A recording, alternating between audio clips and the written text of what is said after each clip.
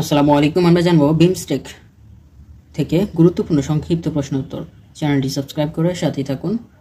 প্রথমে আমরা বিগত বছরের প্রশ্নগুলো সলভ করব, দেন বিস্তারিত আলোচনা করব। ভিডিওটি ভালো লাগলে অবশ্যই একটি লাইক দিবেন। বিমস্টেক কী ধরনের সংগঠন? এটি অর্থনৈতিক সংগঠন।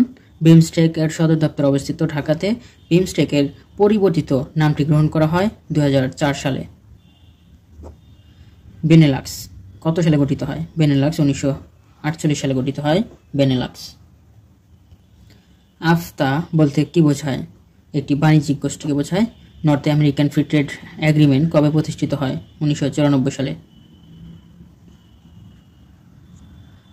নাফতার সদস্য 9 হচ্ছে ভেনেজুয়েলা। মার্কিন যুক্তরাষ্ট্র, মেক্সিকো, কানাডা নাফতার সদস্য দেশ। North American free trade agreement অর্থাৎ নাফতা এর সদস্য। নাফতা গঠিত 1994 সালে। নাফতা চুক্তি কখন অনুমোদিত হয়? 1992 সালে অনুমোদিত হয়। সার্কভুক্ত দেশগুলো বাণিজ্য ঘাটতি, উৎপাদিত পণ্য রপ্তানির ক্ষেত্রে বৈষম্য নিরসন ও শুল্ক সুবিধার জন্য যে চুক্তি একমত হয়েছিল তার নাম হচ্ছে SAARC preferential trading agreement সাপ্তা। Naphtha এর সদস্য দেশ হচ্ছে 3টি: মার্কিন যুক্তরাষ্ট্র, মেক্সিকো এবং কানাডা নাফতা এর সদস্য দেশ। বিমস্টেকের পূর্ব নাম ছিল Bangladesh, India, Myanmar, Sri Lanka, Thailand economic cooperation. বিমস্টেকের বর্তমান নাম হচ্ছে Bay of Bengal Initiative for Multi Sectoral Technical and Economic Cooperation. BIMSTEC একটি অর্থনৈতিক সংগঠন।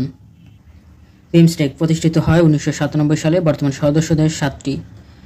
সদস্য দেশগুলো হচ্ছে বাংলাদেশ, ভারত, শ্রীলঙ্কা, থাইল্যান্ড, মিয়ানমার, নেপাল ও ভুটান। সর্বশেষ সদস্য দেশ নেপাল ও ভুটান 2003 সালে।